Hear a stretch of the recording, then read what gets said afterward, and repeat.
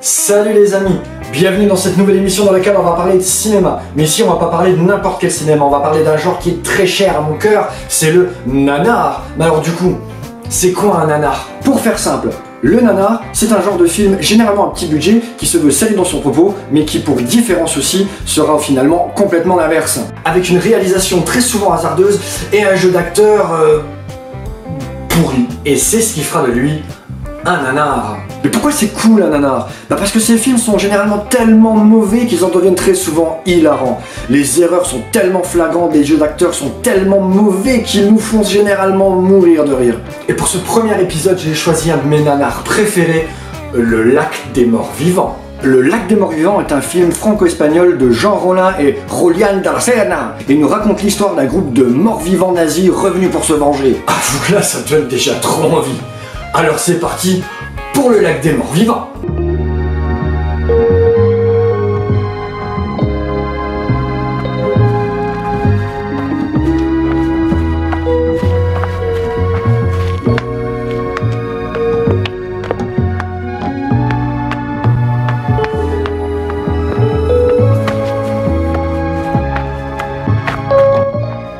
Évidemment, c'est le bon film.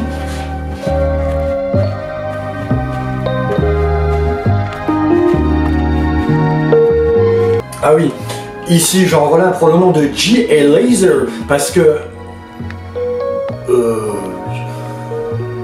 Bah pourquoi pas?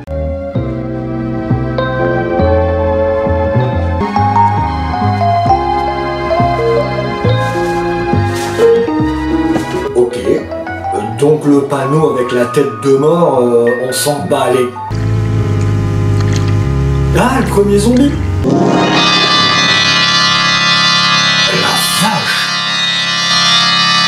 Ce maquillage est stupéfiant. Et après une longue scène d'intro de 6 minutes sans aucune ligne de dialogue, on arrive enfin au village pour découvrir ses joyeux habitants. Il y a longtemps que j'ai pas eu autant de monde. Ah ouais. Ah ouais. Ah ouais, donc là pour les jeux d'acteurs ça part très fort quand même, hein. Bon. Alors lui, le moustachu, vous allez voir, c'est le diamant brut du film. Si, si. Regardez. Cette jeune fille, elle n'a pas dit où elle allait? Elle a laissé son sac, hein? Je vous avais prévenu. Donc le lendemain, le moustachu décide d'aller voir le maire. Ah, Howard Vernon. Bon, 182 films de 1951 à 1996. Il y a au moins un acteur qui devrait à peu près bien jouer dans le film. Et pourquoi t'es là d'ailleurs? Le moustachu vient donc dire au maire qu'il a fait le tour du lac et qu'il a trouvé des fringues. Pendant ce temps, le premier zombie sort de l'eau et décide de s'occuper de sa première victime qu'il décide de tuer façon ninja. Ninja! Enfin, tuer. Lui faire un suçon dans le cou avec du faux sang dans la bouche. Les villageois retrouvent donc le corps de la pauvre victime en silence et décident de l'emmener chez le maire. Le maire leur dit donc qu'ils ne peuvent pas l'enterrer avant de savoir de quoi elle est morte, parce qu'il y a plein de trucs bizarres qui se passent dans le village. Le maire se met donc à enquêter et tout naturellement interroger en premier deux gosses. J'aimerais que vous me racontiez encore une fois ce que vous avez vu hier soir. Hier soir? Mais on l'a vu mourir en plein jour. La suite. Et pendant que le maire rentre chez lui et s'assoit pour consulter des documents dans une salle complètement inutile, arrive au village une journaliste. Après s'être installée dans la taverne et avoir commandé un... Cognac, s'il vous plaît. Elle explique aux villageois qu'elle est venue Pour faire un reportage. Permettez. Le moustachu. La journaliste lui explique donc qu'elle est venue faire un reportage sur le lac des Maudits. Et elle lui demande s'il n'a pas quelques informations sur le sujet. Oh ça, c'est pas compliqué. Vous n'avez qu'à aller voir notre maire. Il connaît vraiment beaucoup de choses sur la région. Si vous voulez, je peux vous montrer le chemin. La journaliste éblouie par tant de charisme décide de suivre notre bon vieux moustachu jusque chez le maire. Mais qu'est-ce qui se passe? Qu'est-ce que c'est tout ce vacarme? Qu'est-ce que c'est que ce vacarme? Attendez. Mais qu'est-ce qui se passe? Qu'est-ce que c'est tout ce vacarme? Ah oui, effectivement. Il s'installe et le maire commence à lui raconter l'histoire du lac maudit, ou des maudits. En fait, il n'arrive pas à se mettre d'accord avec lui-même. Et là commence le magnifique flashback. Et attention, là c'est parti pour un festival d'incohérence et de faux raccords. Le soldat tombe et meurt sans raison. Un feu se déclare, ah non, toi t'es pas mort. La nana court et crie au milieu d'un terrain au lieu d'aller se cacher. Le soldat mort, mais en fait pas vraiment mort, couché dans le feu, se retrouve à la même place, mais il n'y a plus de feu. Il court protéger la nana contre le mur et finit par tomber comme une merde sans absolument aucune raison. Le soldat est récupéré par ses potes. À travers la fenêtre, on se jette le regard du « Tu m'as sauvé la vie, je t'aime !» Ils décident de se revoir à la tombée de la nuit et sans même échanger le moindre mot, même pas leur prénom, décident de faire l'amour. Pendant une longue scène de 5 minutes.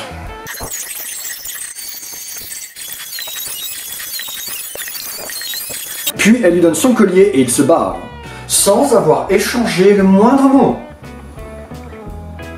C'était un rendez-vous Tinder. Ensuite on voit les soldats se battre dans la neige et le beau temps revenu, le soldat blond repart voir la blonde et la retrouve au lit avec à ses côtés un enfant. Plutôt rapide comme grossesse. Et se barre sans dire un mot. Ils m'ont mal les couilles. Il retourne voir ses potes pour une balade dans la forêt et tombe en embuscade contre les villageois. Oh le moustachu. Mais il vieillit pas en fait. Les nazis vont se faire descendre les uns après les autres et... Attendez... Retour en arrière.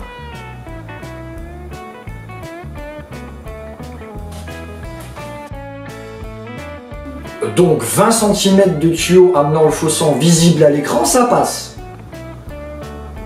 Ok. Donc le blond et tous ses potes nazis sont morts. Et la blonde aussi.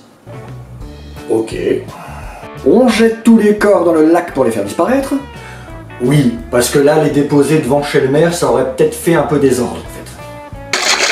Nous voilà donc revenus de nos jours avec la journaliste Elmer qui s'est enfin décidée pour le nom du lac. Le lac maudit des maudits. Tant d'originalité. On retrouve la petite fille du blond et de la blonde qui doit avoir 12 ans, alors que ça se passe apparemment 30 ans plus tard. La temporalité. Pourquoi faire? On retrouve donc la petite fille du blond et de la blonde dans le foin de la grange où ses parents ont conçu 30 ans plus tôt, qui est toujours avec la grand-mère, qui elle non plus n'a pas vieilli. Bizarre. Serait-ce un complot? Arrive ensuite l'équipe féminine de Pets de basket, mais qui a plutôt l'air de faire du volley. On s'amuse, on rigole, et elles font ce que n'importe quel groupe de nanas ferait devant un lac, se foutre à poil et d'aller se baigner. Normal.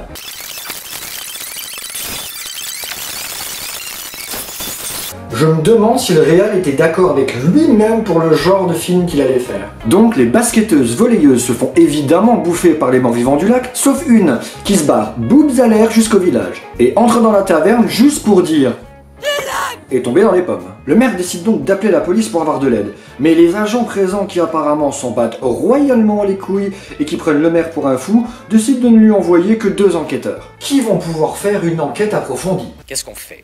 On va lui envoyer Spitz et Morad. Ça leur fera toujours 2 jours de vacances. Ou pas. Le moustachu. Service criminel, le maire est là? Ah non, pas à cette heure. Vous savez où nous pouvons le trouver? Oui, oui, bien sûr, il doit être chez lui. Je m'en lasserai jamais.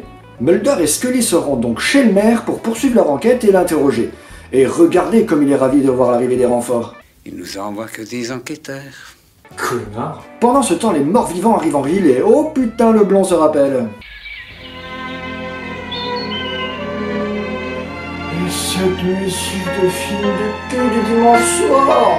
Donc le blond rentre dans la maison et il se rend compte que la petite fille, c'est sa fille. Il lui montre le collier pour lui montrer qu'il est son père. Elle qui flippe pas dingue parce qu'elle doit voir apparemment des zombies tous les jours. En même temps, il ferait peur à qui? Elle comprend donc que c'est son père et sourit quand il lui donne le collier. Pendant ce temps, Turner et Hooch arrivent à la taverne pour poursuivre leur enquête et sont chaleureusement accueillis par les villageois.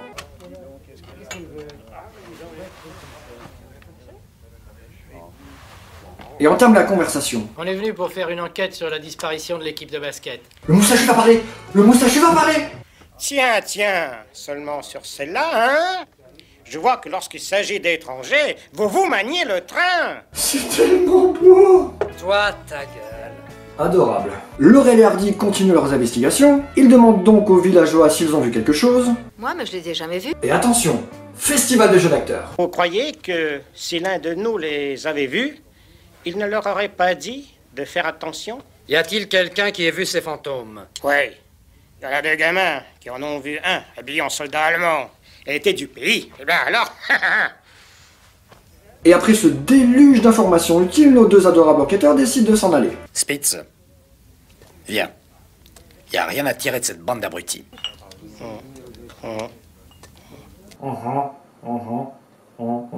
Ils se rendent sur les lieux de la disparition de l'équipe féminine de basket de Pets pour continuer leurs investigations. C'est vrai que la scène de crime, c'est le dernier endroit que tu vas voir quand tu démarres une enquête. Évidemment, au même moment, les morts-vivants sortent du lac pour buter tout le monde.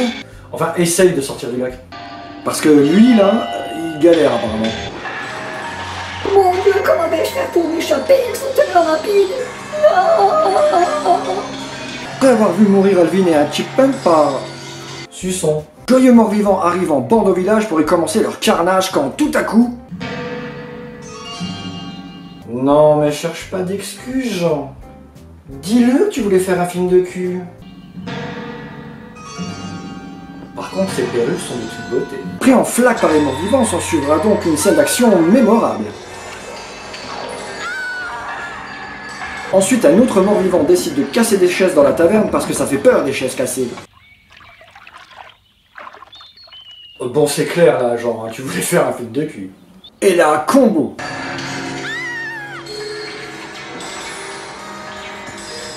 Le prix féminin de l'interprétation et de la meilleure course-poursuite est attribué à...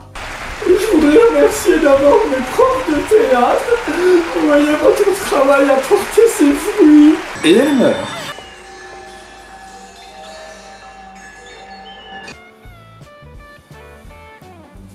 Et elle meurt aussi. Jean, t'as quand même un rapport bizarre avec le sexe. Tu devrais consulter. Finalement, cette hécatombe terminée, les morts-vivants retournent dans le lac. Les villageois pas contents arrivent armés devant chez le maire. Ouais, ils chopent nos femmes, ils leur font des suçons. Non mais sérieux, hein. Regardez cette colère.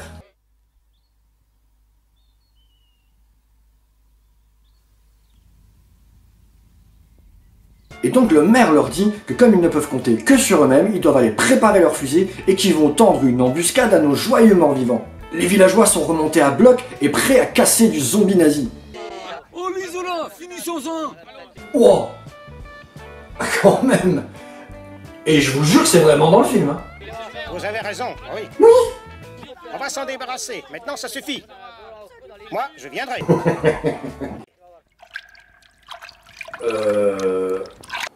On est bien d'accord là. Ça, c'est une piscine avec une bâche dans le fond, hein. Et que ça, c'est un acteur qui remonte parce qu'il a plus d'air, hein. Non, c'était juste pour être sûr. Donc on démarre la grande scène finale avec les morts-vivants qui galèrent toujours à sortir du lac et des villageois qui attendent. S'ensuit donc course-poursuite effrénée, fusillade sanglante, jeu d'acteurs époustouflant.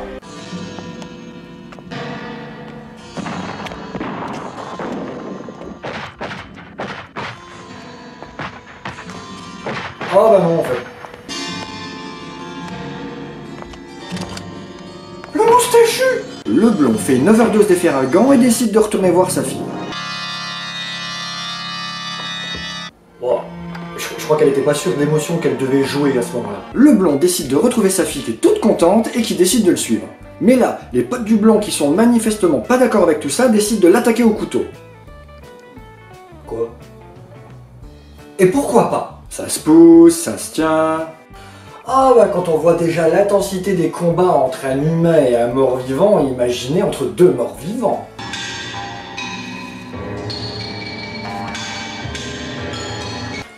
Deux très longues minutes. Le blond montre le médaillon à ses potes pour dire « Oh les gars, c'est ma fille !» La petite fille embrasse la main de son père, elle se rend enfin compte qu'il pue la décomposition et que donc « Oh putain, il est mort !» et décide de se casser. Les morts-vivants se baladent et le maire arrive à la maison de la petite fille retrouver la grand-mère endormie. Mais pourquoi il fait ça? Il la connaît? C'est sa petite fille. Ouais, on s'en bat. Grand-mère, que s'est-il passé? Où est Elena? Mais parlez, où est Elena? Oui, on cessé de crier. Et le prix du meilleur second rôle féminin est à... Tout ça pour qu'elle lui dise que la petite fille est au moulin, mais qu'en fait non, elle est juste dans la chambre au-dessus. Mamie lui dit qu'elle aurait pu y rester, ce à quoi la petite fille répond: oui, mais lui, il m'a défendu. Il m'a sauvé la vie. Et le prix du... Pendant ce temps, la journaliste donne au maire la solution pour tout arranger. À quoi pensez-vous? Au napalm. Ah ouais! Du napalm! Merci. Merci, Katia. Vous allez sauver ce village de la destruction et moi du désespoir. Du napalm! Pour sauver le village de la destruction? Pardon, monsieur le maire. Cette voix? On pourrait demander à Berriot de réparer son vieux lance-flamme. Le moustachu est vivant! Le moustachu est vivant, il propose un lance-flamme! C'est trop d'émotion là! Le maire explique à la petite fille que tout dépend d'elle, elle lui répond qu'elle veut bien les aider et nous offre un magnifique jeu d'acteur. Oui, c'est mon père, et c'est pour ça que je veux pas qu'on lui fasse de mal. Elle nous fait un petit regard caméra et revient exposer au maire son plan d'attaque. C'est pour demain soir. Ce sera la pleine lune. Il me faudra un seau de sang frais et des bols. Ok. Mais... Non, taisez-vous, monsieur le maire. J'ai besoin de toute ma force. Ah ok. Maintenant c'est une super-héroïne. Mais non, venez, c'est la folie. Non, non, c'est le reportage de ma vie, ces zombies. Ne soyez pas ridicule. Partez, moi je fais mes photos. Jamais je n'aurai une telle occasion. Toi c'est sûr que tu vas crever. Voilà. Ça c'est fait. La petite fille attire les morts-vivants dans la grange avec des bols de sang. Une fois à l'intérieur, les morts-vivants préfèrent boire les bols de sang plutôt que de manger la petite fille. Logique. Les villageois en profitent pour entrer discrètement le lance-flamme dans la grange. Et là, c'est la grande scène finale de carnage de zombies au lance-flamme. La sauce!